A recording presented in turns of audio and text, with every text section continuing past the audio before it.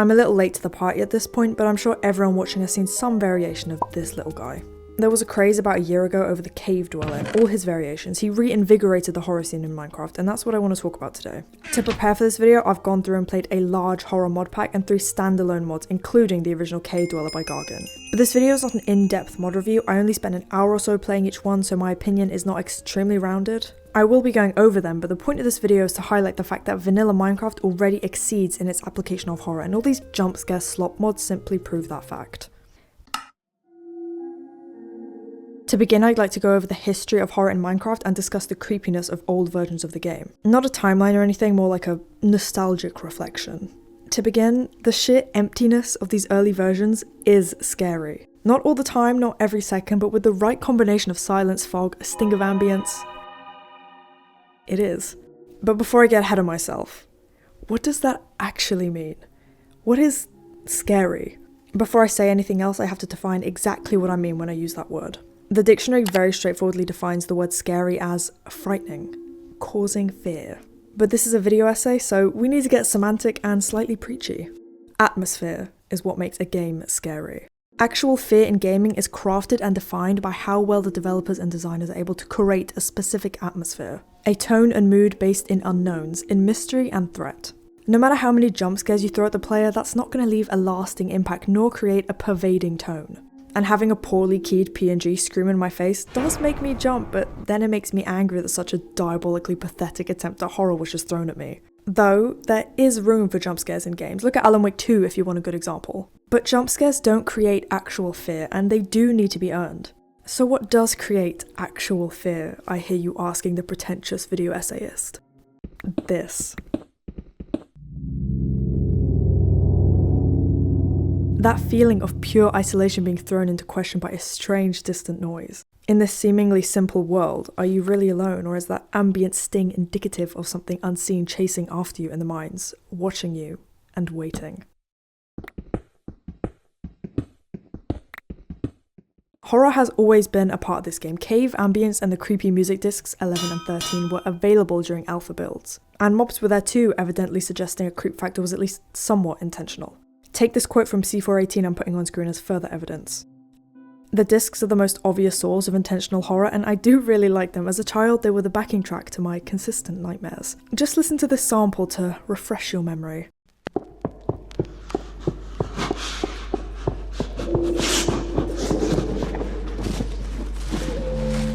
And back to the quote, like, the idea of hearing these deep underground is horrifying, and I understand why C418's idea was turned down, because imagine experiencing this as a child. It's also worth mentioning the fog that was removed in later versions. It was initially introduced to help make rendering look a little bit nicer, but it's actually just creepy. I cannot imagine playing this game back in the day with tiny rendering on. Just look at the screen. This is terrifying. It really adds to the deep sense of solitude, and it's even worse in caves. The deeper you go, the thicker the fog, and when you're strip mining down below, it looks like this. And that sense of solitude I mentioned is a huge part of the atmosphere. When you're playing this game with friends, or even delving into horror mods with them, that sense of terror is really dulled. Because when you're with friends, you're too busy enjoying yourself to worry about something lurking just out of view, but sitting alone on this game, in the dark, headphones on, it really does scare you.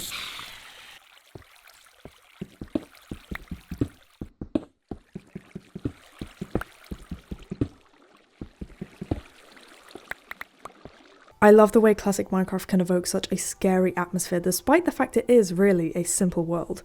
And people felt the same way years ago when playing. That's why Herobrine became such an iconic figure. People wanted a way to express the horror that Minecraft can induce. They wanted a figurehead for the mysterious side of the game. And what could be a better choice than duplicating the lonely protagonist, mirroring you onto a version not quite right? There's definitely an aspect of uncanny valley in this design, and it shows that making something really scary can be done through very simplistic means. It doesn't need to be an in-your-face, exaggerated design. In case you don't know the history of Herobrine, I'll go over it briefly, though I'm sure there's deep dives out there for those who are more interested. The first story didn't even include a Steve model, but instead reported a sighting of white eyes after listening to the 13 music disc. And this came all the way back in July 2010, and yes, the screenshot they attached is low-key horrifying. This then developed into the white eyes myth. People theorised about an entity with blank eyes following the player around, which then developed into the Herobrine story. And that basically became a creepypasta which explained Herobrine's presence by naming him as Notch's dead brother haunting the game. It picked up from there with content creators like Brocraft making Herobrine content or proof. Congratulations, you now have a legendary gaming hoax. As I've said, I think Herobrine's appearance is genuinely very effective horror-wise, more so in the early days of his mythos. He's a bit of a joke now because we've all grown up and he's not a mystery anymore, he's simply a known part of the fandom. We know now that there's no chance to run into him in our worlds. But all those classic screenshots of a figure in the fog, a figure appearing in the distance, or player noises near you in a cave, that's not a screenshot, but you know what I mean. That stuff holds up to this day. It is seriously good horror. And the fandom did add more to his simple design over the years, as we see early on as White Eyes developed into Herobrine. Instead of just seeing a figure in the distance, you could now find redstone strip mines or mushrooms on trees indicating his presence, or maybe even a pyramid in water. As I said, he became less mystery, more just part of the fandom. But regardless, his presence and invention is great evidence towards my point in this video. Just because he isn't scary anymore doesn't mean his influence and importance should be disregarded completely. Point is, the game already understood how to be scary and unnerving. It did so by doing absolutely nothing. Our imaginations worked wonders with this empty world and ambient sound effects. By adding extra bullshit like a chance of finding redstone mines, the real horror would be completely dulled. By actually adding Herobrine, he is completely ruined. Yeah, the jump scare will make you jump, but then you'll get used to it, and it'll get boring, and it'll mean nothing. Overall though, the creepiness of old Minecraft very effectively creates an atmosphere and lends itself well to myths like Herobrine. It's very clear that simplicity is at the heart of good horror, even the overt aspects like the cave ambience or music discs are not over the top, they're subtle and terrifying to new players.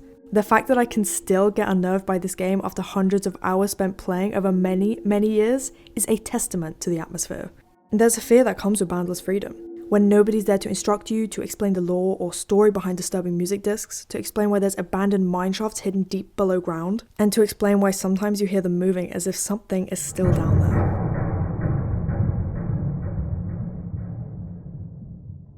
And on that joyous note, let's cover a horror mod pack I played alongside 3 standalone mods I tried out. And in doing so, let's see if we can continue to define fear and what exactly makes the base game so efficient in horror despite being a completely different genre. Afterwards, we'll compare with another survival game I enjoy, and then look at the more recent developments in Minecraft's base game horror. So if you couldn't tell by now, I am a big fan of the horror genre. It's difficult to actually scare me, so my opinion in this essay may be slightly skewed from the typical player's experience, but I also like to think this gives me credence on the subject. So let's continue pretending I'm a professional worth listening to. The mod pack I played was called Cave Horror Project. It's pretty popular over on Forge Mods, which is why I chose it. It seemed a good representation of the state of horror mods right now, and a good compilation of them, and basically it just proved everything I'm trying to say here. Placing these random corpses around does not make me afraid. It doesn't build atmosphere. In the right situation, maybe alongside other structures, this kind of thing could be somewhat effective, but it isn't in this form. And this trend continued as I played more. Throwing a bunch of mobs at me doesn't make me scared, because these designs are not intimidating. I'm just sat here praying for a minigun so I can shred through these inconveniences. The extreme darkness is kinda cool, but alongside the massive mobs, all it really serves to do is lock you inside during the night. And that gets boring very quickly, especially when sometimes you're not even allowed to sleep. However, there were a few good details in this mod pack. As I mentioned previously, actually adding Herobrine completely ruins him. When I saw him standing around, it felt like nothing. But when I heard this whistling,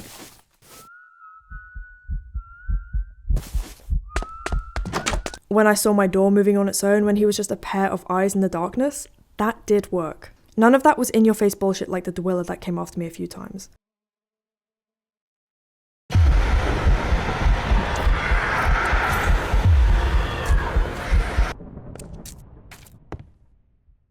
This unsettled me because it was atmospheric. This type of horror is effective because it plays with your psyche. I know I have a Herobrine mod installed, but are those glowing eyes actually his? Is he the one knocking on my door while I'm hiding from mobs? Oh yeah, he's just standing over there. Okay. It's also worth saying that there usually does need to be some kind of payoff to the atmospheric build-up, and that's why I say jump scares do have a place in horror. When going full horror, there needs to be a real threat. This payoff didn't exist in early Minecraft because most of the horror was unintentional, and that's partly why people created Herobrine, as a proxy payoff to what they were feeling. But if added, the payoff has to be timed perfectly. It has to be given to you after effective build-up, and it has to be earned. The jump scares in this mod pack were not effectively earned. They were literally just there to make you jump. They mean nothing. And don't worry, we are getting to the Warden, just let me get through this section. Let's move on and cover the 3 standalone mods I played, which include the Cave Dweller, the Anomaly, and the One Who Watches.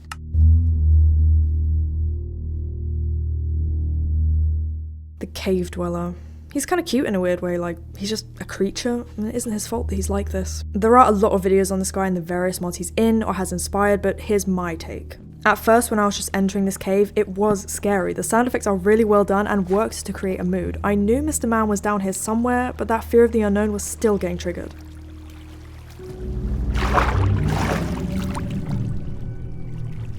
But then he just appeared here like a ghost, and I was more confused than scared. It was like seeing a Jehovah's Witness show up in the middle of the day. I was like, what? I thought I somehow missed him. I mean, from my streams we know I'm somewhat blind, but no. He spawned behind me once I turned, and I had no way to react. It's not often mentioned in horror discussion, but you do need a way to escape the situation to make it effective and not repetitive. And it's usually by either running away or hiding, but fighting back is an option sometimes.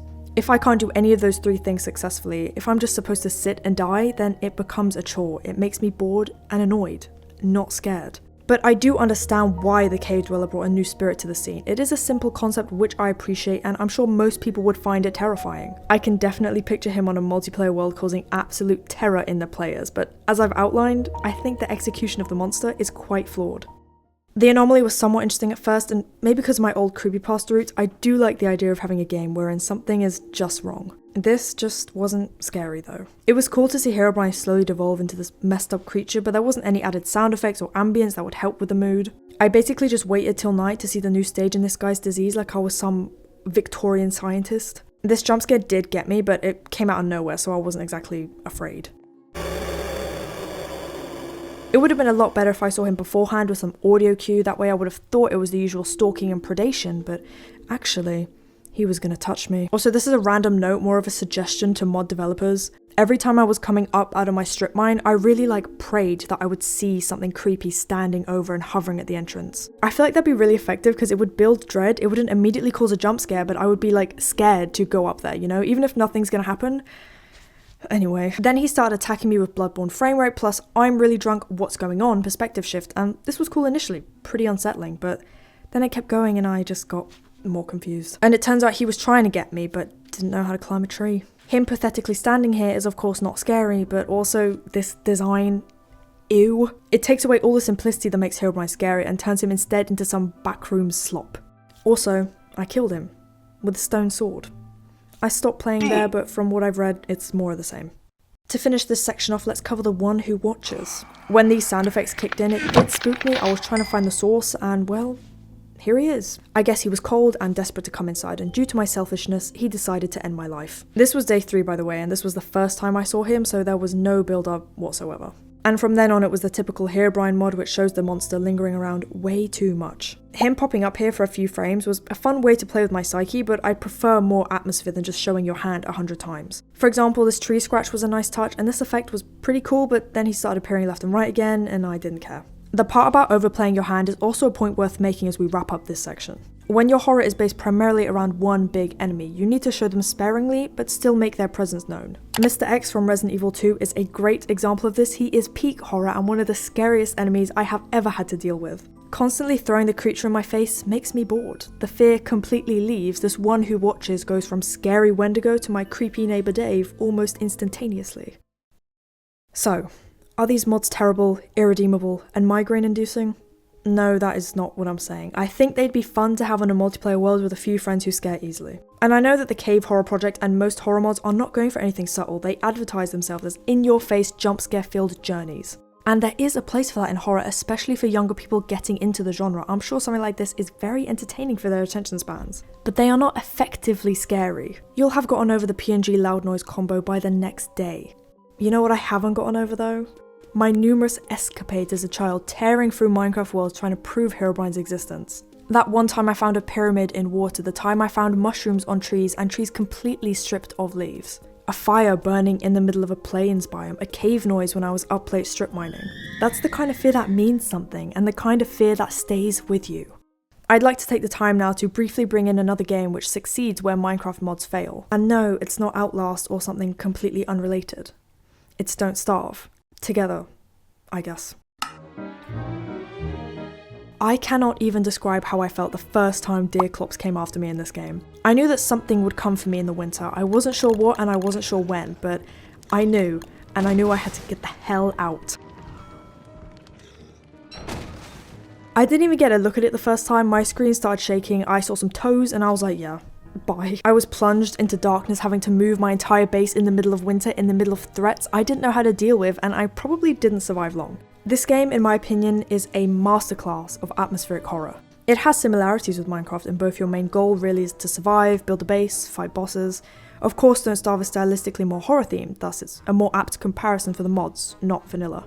The game is very good at keeping you on edge constantly without ruining the entire horror experience by throwing things at your face, which is what most of these Minecraft horror mods do. I remember when me and my friend ran into one of those moving tables at night and it terrified us. We were screaming in terror due to a table. That fear wasn't achieved through jump scares, just pure atmosphere, mood, and tone.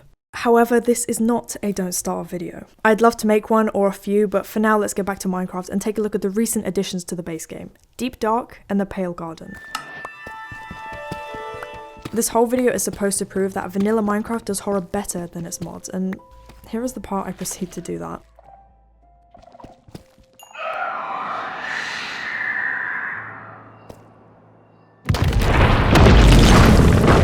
Despite the Warden being released all the way back in 2022, I had my first survival encounter last year. 2024 was the year I decided to go and find the Warden, and let me tell you, it was terrifying. Even with my friend, we were shitting ourselves. There's nothing else to say besides that. Deep Dark is horror perfection. It's impressive how the devs were able to take the mild horror of original Minecraft and go full throttle with this biome, and do it so perfectly. As I covered earlier, the original versions were creepy in their own way and already better than the mods in most respects, but Deep Dark takes it to the finish line. Whilst horror mods, as I've covered, like to overplay the hands and throw the monster in your face repeatedly, Deep Dark is instead kept hidden underground and is completely avoidable. I'm sure there's plenty of people out there who leave as soon as they see that dark colour creeping into their vision, and I was one of those people. This allows for the dread to build, for the atmosphere to grow, and when you finally have the courage to venture in, that pays off. You are terrified. Even then, the Warden is still not shoved in your face. There's a high likelihood the biome is small and you may only find a few skulk sensors, and if you do find a Shrieker, it doesn't immediately summon him. You still have the chance to run away, and most people do. The Shrieker is a good example of a fair and effective jump scare. It has a great build-up, it's not a PNG in your face, it's not in your face at all. This going off is scarier than every jump scare I experienced in the mods. And of course, the Warden itself is a fantastic mob. The biome is part of the experience. It causes a constant build-up of dread, especially in the ancient city when you have to move carefully around every corner. The design is actually scary and pretty unique compared to the slop in these mods. It matches the environment, it's not overdone, there's still a subtlety to it, and it looks like a force of nature, as the devs intended. The darkness effect when it emerges from the ground is a great addition, and the sound design is similarly great. I haven't made a huge point about sound design yet, but its importance in horror shouldn't be understated. A lot of the atmosphere in good horror comes from the sounds because they let you feel the presence of the enemy without overplaying them. Have you ever played a horror game with, like, Lady Gaga playing instead of the game's audio? There'll be scary moments, but they're extremely dampened. If you don't believe me, boot up Resident Evil 2 Remake right now, put on some GUI. Trust me, that is an experience. And as I mentioned earlier, you do need a way to respond to these situations. Running, fighting, hiding, or some combination. The devs understood this fact, and thus you can do all three. Theoretically. You're not supposed to fight this force of nature, but you can if you want. There's plenty of videos showing you how. But for the average player, you can hide or run away, both of which continue the threat instead of instantly killing it. Hiding is super intense as you hear the thing trying to sniff you out, and it certainly will. Running is more effective, but the darkness makes it disorienting, and the skulk sensors will let the Warden find you with ease. He's really fast, and it's insanely scary, but unlike the cave dweller, you can escape most of the time. I don't know if it's really coming through, by the way, but I love the Warden, okay?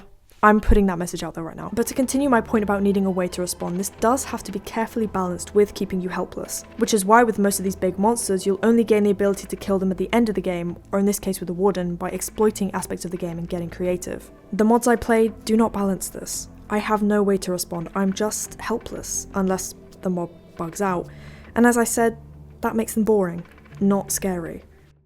So, through Deep Dark and the Warden, Minecraft was able to take that subtle, lonely horror and turn it into something more. There's great atmospheric fear built through the biome itself and the addition of the new music disc, but then there's an amazing and terrifying payoff with the Warden. It is a little bit unfair to compare this company with a large team and large funding to independent mod devs, by the way, I do know that. I'm sure Mojang had a lot of horror connoisseurs come in and advise them in creating the Deep Dark, but I do think it's possible to create a quality horror mod that uses techniques effectively. The The point of this video is not to dunk on mod creators. Tons of enjoyment has come from these experiences, but I still think it's worth criticizing their application of horror so that we can really understand the genre and maybe so a mod can come around and instill real fear. But moving on from that, let's go on and cover the Pale Garden. Now, after such success with the Warden, maybe Mojang got a little overconfident in their abilities. The Pale Garden is okay, but I'm not going to be glazing it to the umpteenth degree. I do really understand the criticism about there being no reason to go here. The ancient city has a few unique and fun rewards, making deep dark exploration worth it, but the Pale Garden doesn't. That's a point for a progression video though, not this one, so let's continue. Let's start with some compliments because I encourage positivity in the world. Like the Warden, I do enjoy the Creaking's design. It is a fun tree monster and not slop horror stereotype like someone we know. The biome is somewhat creepy. I do like these flowers, they create a pretty cool mood, and of course the lack of colour does as well. And the mob itself does kind of follow the rules I've listed. You can run from this thing, hide in a shelter, but unlike the Warden, you are supposed to fight back. I do like the mechanic of finding its heart in the trees. It leads to a much more intense situation than just beating it to death. And the Weeping Angel mechanic builds on this intensity, especially if you have to handle incoming mobs at the same time. But he's just kind of there. When he came out, I just went straight to find him instead of waiting 3 years like I did for the Warden. He's less scary, more gently unsettling. I think a part of that is due to the fact he's in open air, not underground, but there's something simply missing from the Pale Garden. Like the Deep Dark, you don't have to go here, but that fact doesn't build atmosphere because you're not constantly reminded of its existence. When you're mining, there's always a chance to come across an ancient city or the Deep Dark, and you are constantly on edge because of that. But unless you go on an adventure, you will never see the Pale Garden. It's just a really lackluster experience and I can't really figure out why it exists. Because the horror that the devs wanted to implement was done extremely successfully with the Deep Dark, and if they wanted more, I think adding something spooky to the Nether or the End would have been a better decision. There's not much more I can say about this update. It's not terrible horror. If you do go through the biome, it is, as I said, unsettling, but I feel it was a completely unnecessary addition to the game. Though when compared to the mods I played, I think it is still superior horror. If a mod took the Pale Garden and went further with it, a lot could be achieved. You could turn every forest biome into an atmospheric area with strange flowers, fog, and subtle sound effects to indicate that you're not alone. You don't have to venture into these woods, but every now and again that fog may roll into other biomes, and if you look carefully, it seems that something's watching you. It's your choice if you want to find out what it is. Thank you everybody for watching my second YouTube video. I hope it was at least somewhat enjoyable. I had a lot of fun with this one as a horror fan. The trend of dwellers and stuff in Minecraft was like deeply offensive to me, so this idea has been brewing for a while. My last video did way better than I thought it would, and I do appreciate the support, like genuinely. I've always wanted to make these kinds of videos and share my ideas, create discussion, and you supporting me lets me do that, so thank you. My next video will be an essay based on Bloodborne and gender. I want to give my own takes on how the game handles femininity, right, but also masculinity, because that's a lot less talked about. It is a little different because it'll focus on lore and theory instead of gameplay, but I hope you enjoy it regardless. And in case you're wondering, I do stream. It's the same handle, Cupcake Souls, but you may be slightly perturbed at the difference between my video essayist composed YouTube self and my mental breakdown every 5 seconds because I'm struggling on a challenge run. But if you want to check that out, the link is in the description, and yeah, I hope you enjoy whatever happens there. Thank you again, remember to subscribe, and I will see you in the next video.